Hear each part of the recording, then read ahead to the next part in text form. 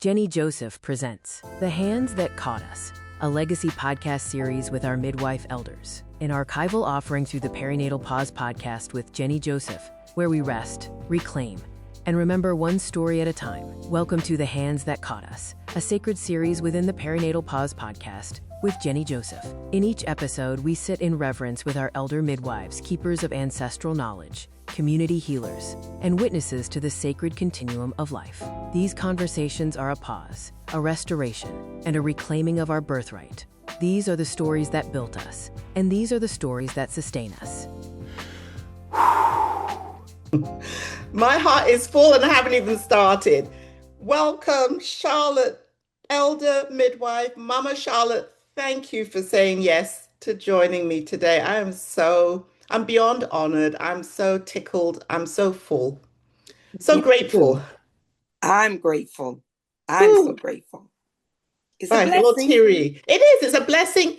It's so important that we get this time and we capture this time because, we see each other as we go on about our work and our ways, but yet I want us to add to this body of work where we're sharing with each other and hopefully with our communities, to get this timestamp, to hear what you have to say and to know what you have to say as you bring this wisdom that you always do to all of us. I feel like we must keep sharing. And so thank you again for joining. I just want to get right to the meat and potatoes. Charlotte, where did this all start for you? How are you even here being this brilliant elder midwife that you are? When did midwifery touch you, catch you, call you? Well, I would like to say midwifery caught me before I was conceived in my mother's womb. So, spiritually, Jeremiah, the first chapter, around the fifth verse, tells us that, the Creator formed us. And when the Creator formed us, there was a plan already designed for us. So I am a firm believer that plan to be a midwife in the community in which I live now has always been a part of that plan. And it was such a blessing for me to realize that because, as we're growing and we're maturing from a baby and going all through these different stages, you when you get to that teenage phase and so forth, you start to see certain attributes or qualities that lead you along the direction. But yet, you're not quite sure, but you just keep coming back. It just keeps coming back. So, my calling is and was and shall ever be to answer the call of being, a midwife. And I love it. I love it. I'm glad I answered that call. Yes, me too. I think we all are. I mean, the name of this series is The Hands That Caught Us, right? Like you have caught so many and also you have guided so many in how to be that person to stand in that gap. Tell me, so you're saying around teenage, more or less, right? Is that? Yes. Okay. Yes. First birth for you. Talk to me about when did you see your first birth or when did you interact with pregnancy at that time then? I started interacting with pregnancy because of really my own pregnancy. And before then we had, midwives, elders in our community. Yes.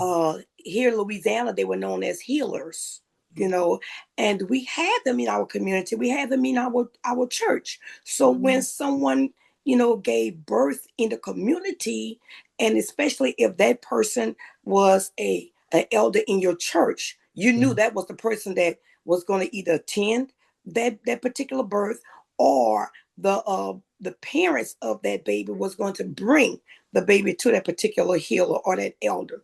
So when I, started having my children, it was something that was always a part of why do I have this calling and this yearning to really birth, to know all about my body, all about, the growing baby inside of me, not only from a spiritual aspect, but from a community aspect, and growing up in an area where there was still great discrimination.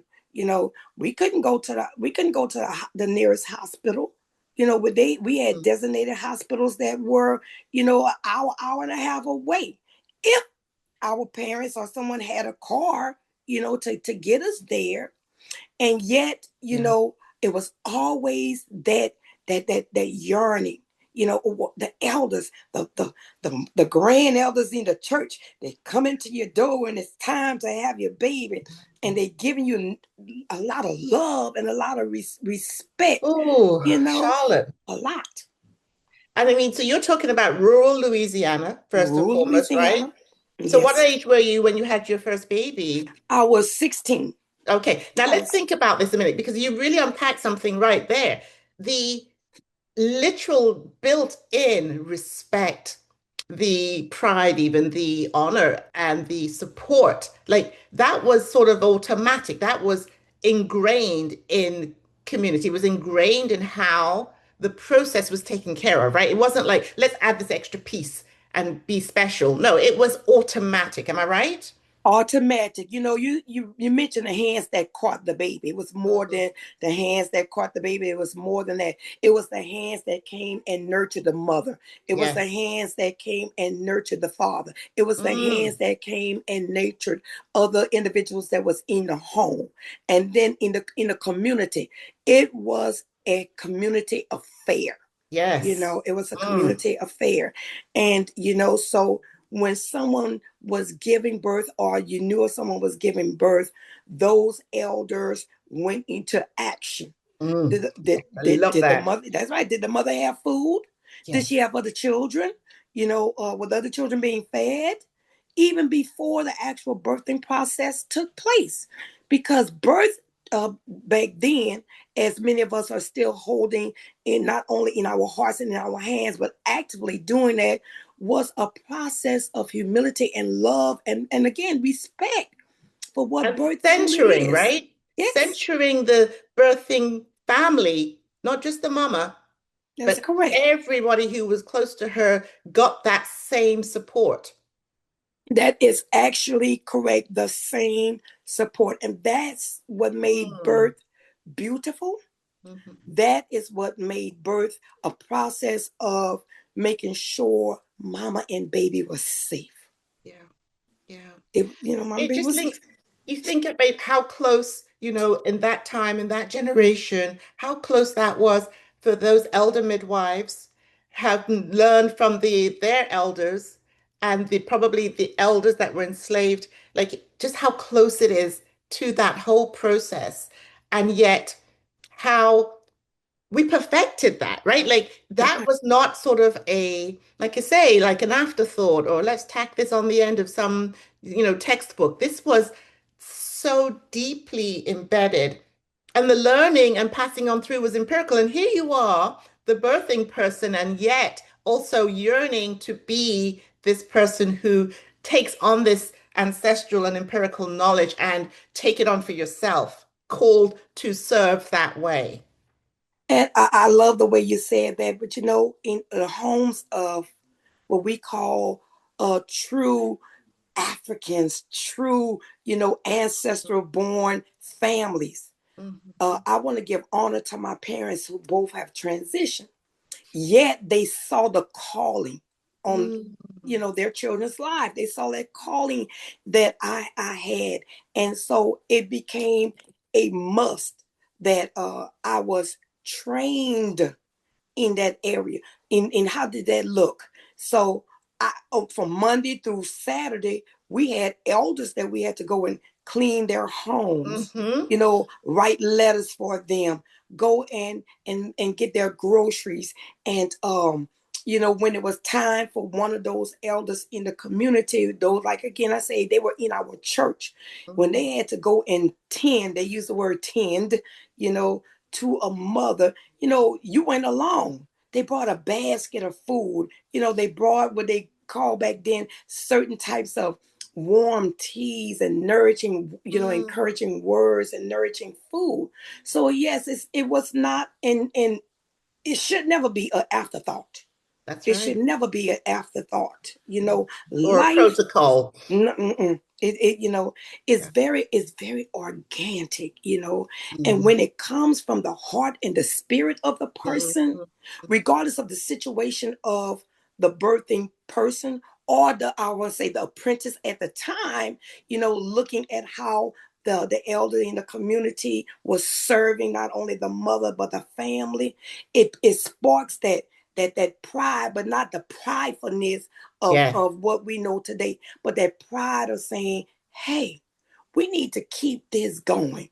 We need to ensure that, others like myself have an opportunity not only to feel how it feels to be loved and just somebody there to say, baby, it's gonna be all right. But to know that we can continue to, birth and learn how to live and just take care of ourselves during the pregnancy in a positive way, regardless of the situations that are around us. Yes. Oh my gosh. Well, share about the first birth that you ever attended. Let's hear that story. Do you remember it? Wow. I want to say the first birth that I ever attended after, I'm going to put it in secrets. So the first birth I ever attended before I became what we called a licensed midwife, of course, was at the time, besides my own, was as a student. Yeah. And it was so wonderful about that birth was that I had already known what to do. Yeah. We train, of course we train, but there's something special about birth when you have a traditional, midwife being present, or, you have someone that really believes and encourages the mother.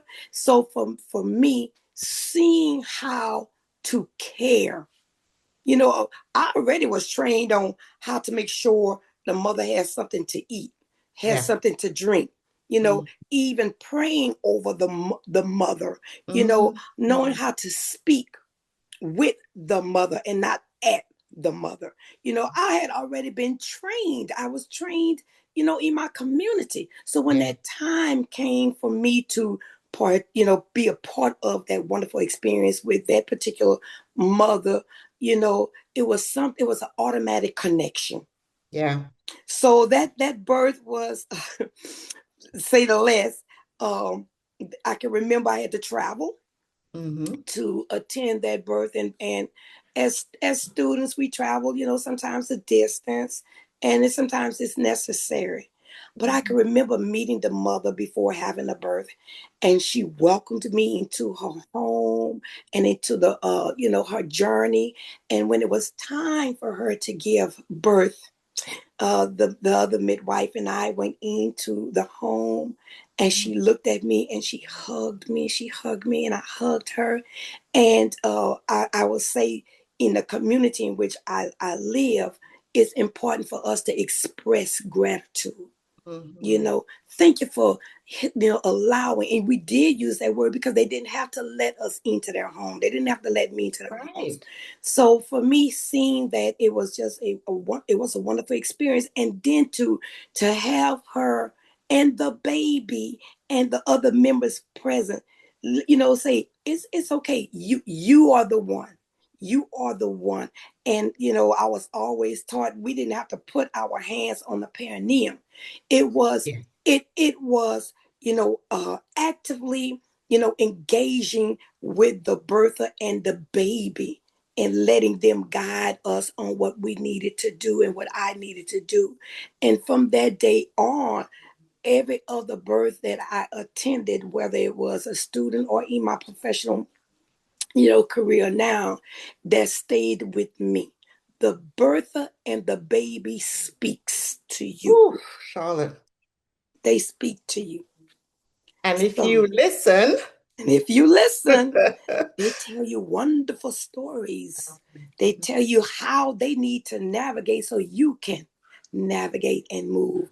And I love that because historically, if we remember our ancestors and our elders, and if anyone had the opportunity to speak with them and to be around them, you learn how to let what we call spirit lead and guide and facilitate.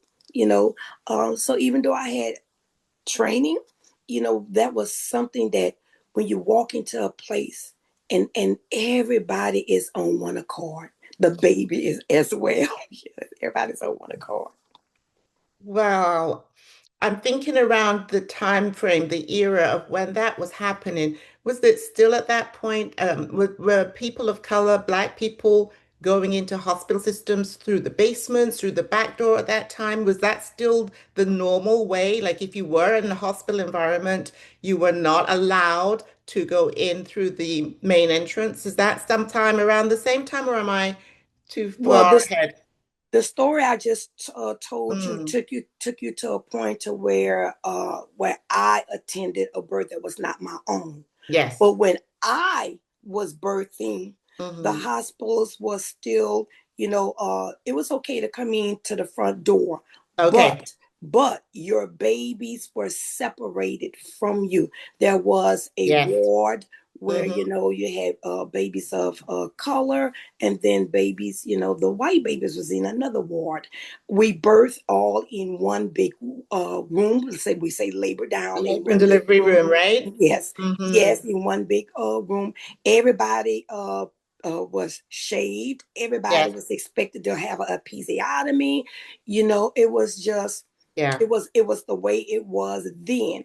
And back then, remember, I'm gonna say for me, doctors, when I got the opportunity to see a particular doctor along with the elders in the community, what made a big difference is that those elders use, techniques with their hands, and Yes. like I say, just loving and talking to you. And back then, if you had to go to a hospital, you saw a doctor at the local health unit. Yes. So, they were at the health unit. And I can remember that doctor name was Dr. Briley. And he was not an OBGYN, and back then I didn't know what an OBGYN was, the word, but he wasn't an Mhm. OBGYN. He was a veterinarian, Okay, you look. know. Woo. So, but he still was a doctor at the local health unit. And when they felt that there was going to be some type of problems with, the baby, you were sent to the hospital, and the Mhm. hospital was not in our community. Like I said, you either Yeah. had to have transportation to get there, or depend on somebody else to get you there, Mhm. because they didn't want someone that looked like me Hmm. birthing anywhere, you know, Yeah. other than what they call the charity hospitals back then. And Yes. yes, and they was normally in another city. It wasn't in a place where you resided. So essentially, if you couldn't make it to the hospital, you were going to have this home-based birth attended by a midwife, regardless of what complications you may or may not have had, right? That's correct. And Hmm. and and and let me say this: we're using the terminology midwife. Yes. They were secret, I'm gonna say, Wanda. I'm trying to think of her last name. She was a great writer, and Miss Wanda Fontenot. She wrote Mm. a book called Secret Doctors.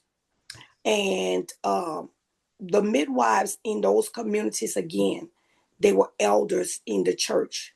And a Mhm. lot of times you knew them by word of mouth. Mhm. Yet the beauty of it, there was one in the community where I live, and then you would maybe go 2 or 3 miles out of my community, and there was somebody else in, Yes. in that community. In that Every community. community was served essentially, right? Every community was served. Yes. So when you heard of someone, it was hearsay, oh, that person delivers the baby or births Yes. the baby or go to your home and helps Yes. do things.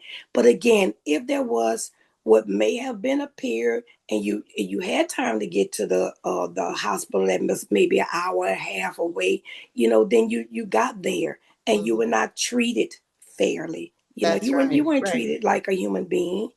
And yet, if again, Mama Jenny, if they had to birth at home, regardless of the complications that was present, then that's what they did. And guess what? Death was a normality. Hmm. And I'm just being honest, death was a normality. And at many times the normality of death came about because there was something wrong with the baby that we Yes. didn't have ultrasounds back then, Yes. where we were welcome to go and do. We didn't have money to pay for that. Right. We wasn't on what we call welfare. That wasn't a part of all of that. So, So, the natural, I guess, occurrence of the process took its own course because that's all that could happen, that's right? correct. There wasn't That's any correct. intervention that could, change some of these outcomes because that's the nature of birthing. And I mean, if we think about it, even to this day, birth has got their areas and times when things do not always go the way we want. And that's why looking at midwifery as this universal historical way of being around birth incorporates all of that, right? It does. Midwifery understands when things are normal and not normal. Where there's room for intervention, they can intervene. Where there's not, they can hold space, right? Where we incorporate the entire family, like you described so beautifully just now, then everybody's already prepared and, is already in a support stance. They're already being taken care of. And the unfolding of events are what happens, but we have no blame, shame, drama around any of that because this is part of life. Birth is part of life, death is part of life, complications happen. So I think this is where we can segue into looking and talking about how then egregious it is that preventable complications continue to happen. In fact, are worsening, particularly for Black women, Indigenous women, marginalized people. These preventable harms, after all these decades of growth and Yeah. knowledge and technology and Yeah. so-called safety, Yes. maternal toxicity is now man-made, right? Very much so. Amen.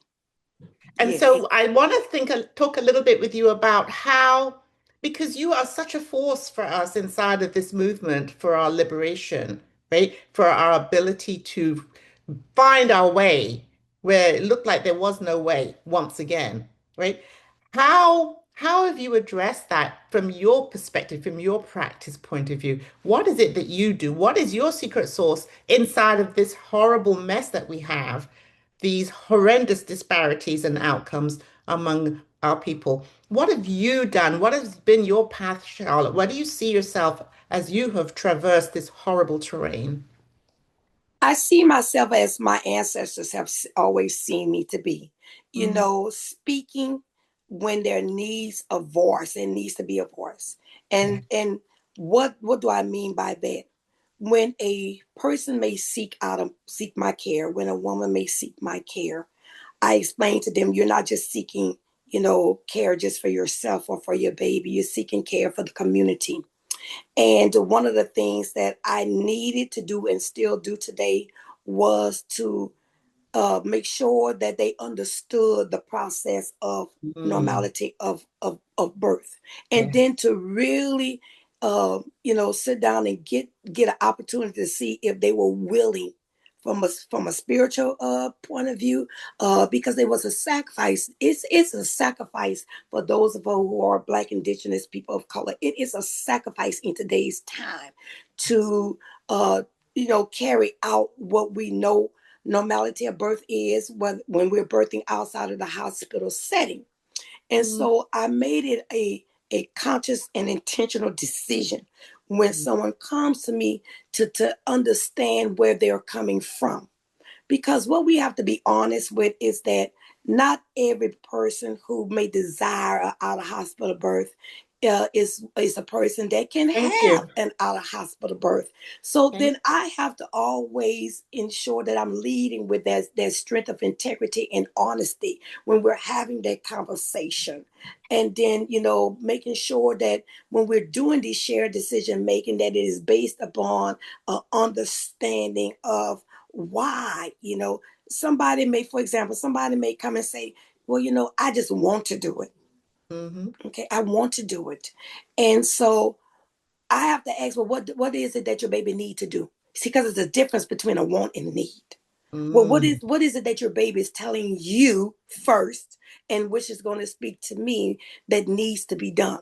So it's important as a midwife, and I hope other midwives understand, learn the knowledge of listening with all of your senses and be honest, Ooh, and to be honest, because if we're going to really decrease the maternal and infant mortality and morbidity rates, we have to know when it fits. that's right. Not every birth that comes to us in this day and time, Mm, you know, qualifies for on several reasons for our hospital birth. And we as midwives, we like, some of our old elders say, we know when they can and we know when they and when can't. they can't. And we have to be Mm, strong enough to love them through the process. If they can't and they have to go to the hospital, then don't leave them alone.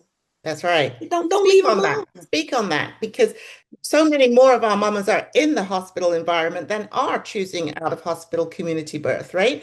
They are wanting to go there. That's where they may feel safe. That's where they think they might get the correct or the right treatment. Talk to me about how standing in that hospital gap with families, how has that been for you? What do you do, especially around your midwifery self, when you're standing in that way with the families that you serve? Whew. Come on now. They know me. They know me as Mama Charlotte, Mama Right. Char, Mama Charlotte. That's how they refer to me. Hmm. And for me, going into that environment in a hospital setting with, you know, uh, our mothers, because they're not just my, mothers to be. They're our mothers. They're mothers of the community, mothers of That's the right. universe. Yes. So going into a area where, or a place where we're still not wanted, you bring your knowledge of, what's going on. You have educated, the mothers to the best of your ability. And you also have given yourself grace as well as them grace in the Oh, process, that sometimes, fear for them takes over because they're hearing, negative things coming from, the staff, or maybe a doctor that was not their doctor of choice in a mhm. matter. And, you have to love them. So my role becomes, if they need me to be a mother, I'm going to be the mother. If they Yeah. need me to be the sister, I'm gonna be. What is it that you need from me?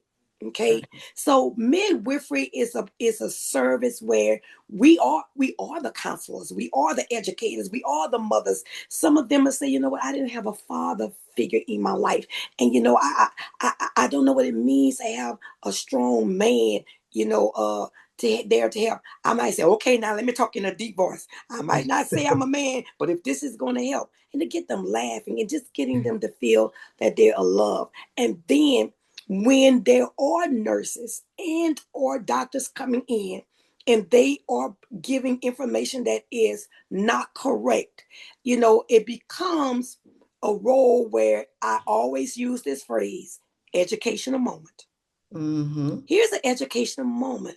A nurse, can you explain to us what you are talking about? Oh, doctor, does this mean this is relevant for? And I call the person's name. You have to make sure that that name is called so they are seen as a person, That's right. and not just the number Humanized. number 10 that the doctor gonna come in and Yeah. deliver when the nurse called them. Yeah.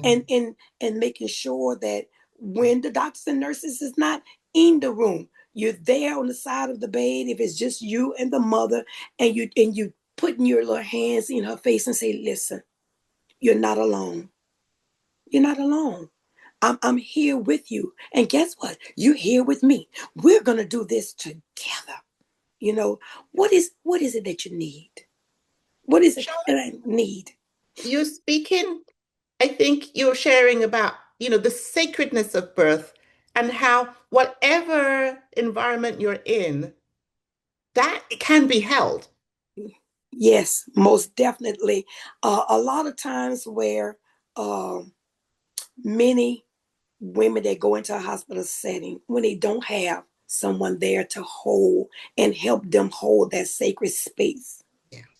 When things do go wrong, or I would say that is negative, and if they are informed and they've been educated and they're there with that love, they're most likely going to say, maybe this wasn't the time. It was probably was something that couldn't be prevented. But when nobody is there with them, we hear the stories. Yeah. We hear the stories of maybe some of the staff. And when we do hear their stories, they have become another part of the statistics. Yes. So how do you close that gap?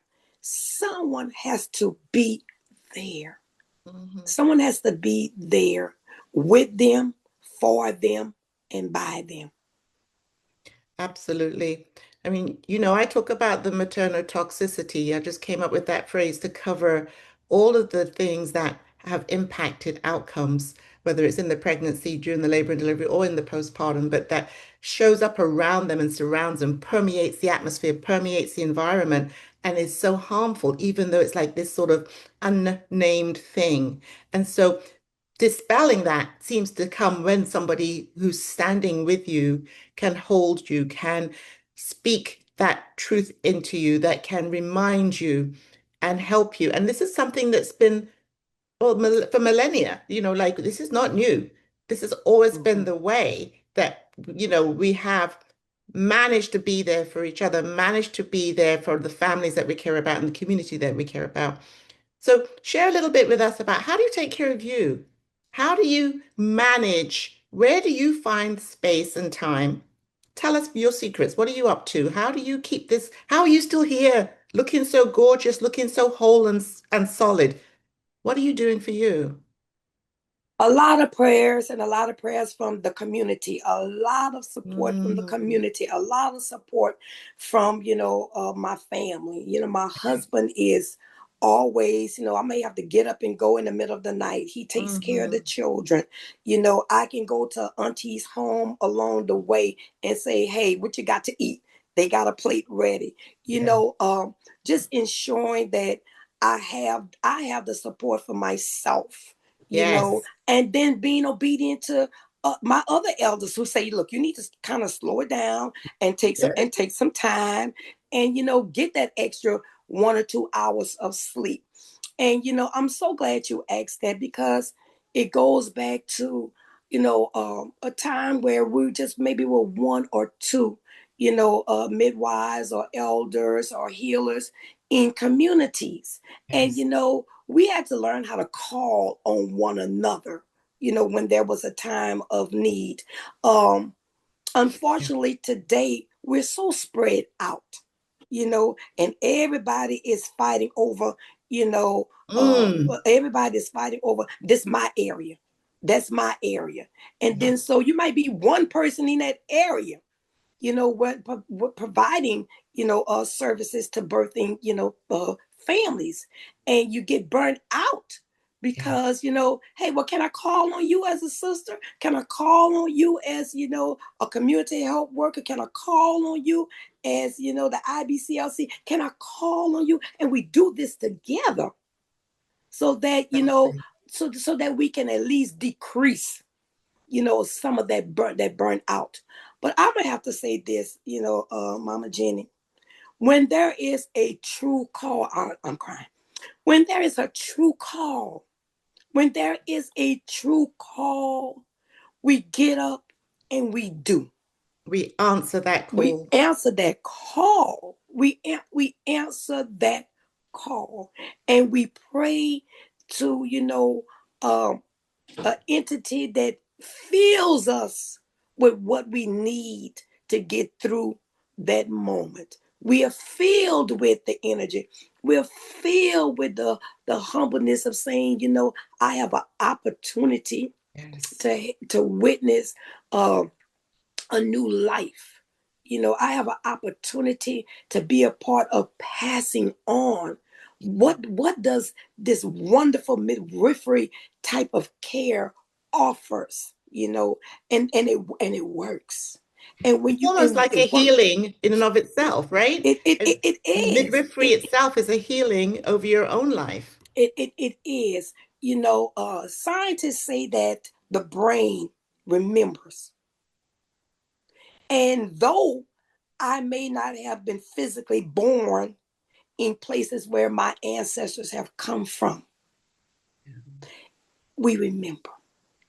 We do remember. If we take the time to just hear ourselves, feel ourselves, see ourselves, speak to ourselves, believe in ourselves, trust in ourselves, honor ourselves, we don't forget. We don't Hmm. forget. We don't forget. It's there. It's there. It is there. It's there. Now, look, what do you wish for these young ones, these young midwives, these student midwives that are coming up behind us? What do you wish they would understand about the deep calling, the deep purpose of this work? What do you want to share with these littles? The deep purpose of this work is to always be humble in your position. Mm, Your position may have you standing there 5, 6, 7, 8, 9, 10 years, learning and perfecting the art of midwifery. You have to understand how to sacrifice and why the sacrifice is important. Understand that, you're a student, you want to get these numbers, but you know what? Stay still long enough to learn and mm, understand and appreciate. We talk so much about tradition. We talk so much about our ancestors and elders. Don't just talk about it. Embody how they got through. They got through it with prayers. They got through it with humbling themselves, calling on the neighbor. If they had to call on the neighbor, call on your sister midwife. You had to that's call on right. your sister midwife. They didn't rush the process. It was not a rush process. Hmm. It was a necessary process.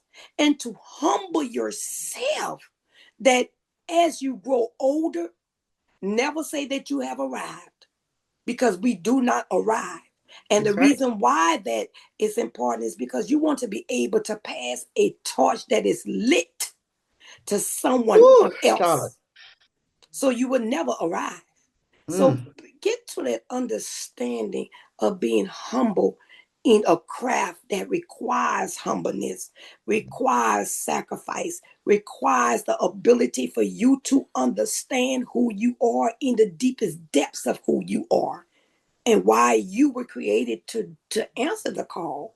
It shouldn't be, oh, well, it sounds good. Maybe I can make some money because it's going to test every part of you. And my question is, are you willing to accept the test? It may not come in a format that you understand right then and there, but are you willing to take that test? You know, are you And willing? consider your family as well, because Yes. the family goes with on this journey. Very much so. And you heard me mention earlier, I have a wonderful husband. I have a wonderful support system. And, I had to ensure not to leave them out on the journey. That's Make right. sure, okay, mama's got a birth coming up. And, we go on call the minute that mother makes 37 weeks. So somebody have to make sure I have all my little snacks packed. I can get Mhm. called any moment. If they go to school, making sure that their homework is done. It's so many things that we can do to ensure that the family that you're leaving to go help another family is also being helped and loved and a part of the process too. That's right. Whew, Mama Charlotte, um you always get me. It's the heart thing. It just hits me right in my spirit. What blessing, what type of words of wisdom would you leave us here as we wrap up? What would you want to say? What prayer or blessing do you have for our midwives, our African American midwives, our midwives of color in the United States today? What do you want to share? For My beautiful sisters, the color of us, the beauty of who we are.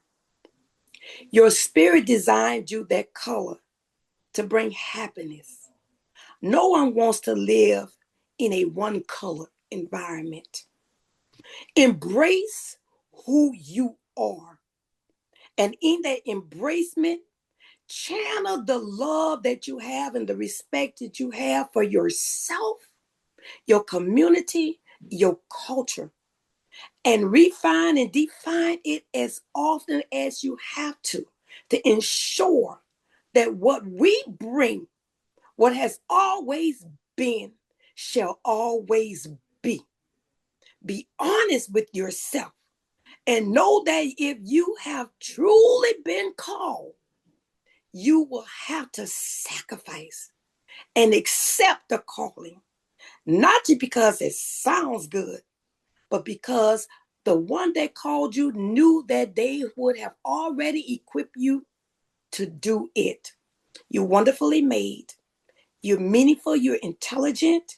You're just a breath of fresh air to so many families. So many families. And again, remember why, your purpose, your position in the plan. So my question is this. If you know beyond a shadow of a doubt that you were called and destined to become a woman that honors birth, to become someone who may not even identify, as a woman, but honors birth in the process.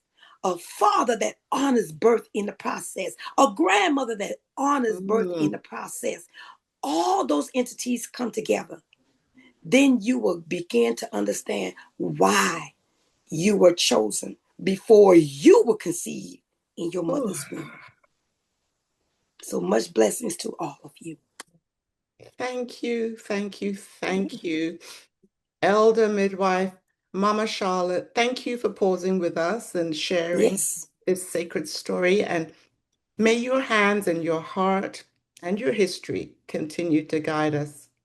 And this has been such a moment of remembering and reclaiming, resting with Perinatal Pause Podcast and the JJ Ways. I'm your host, Jennie Joseph.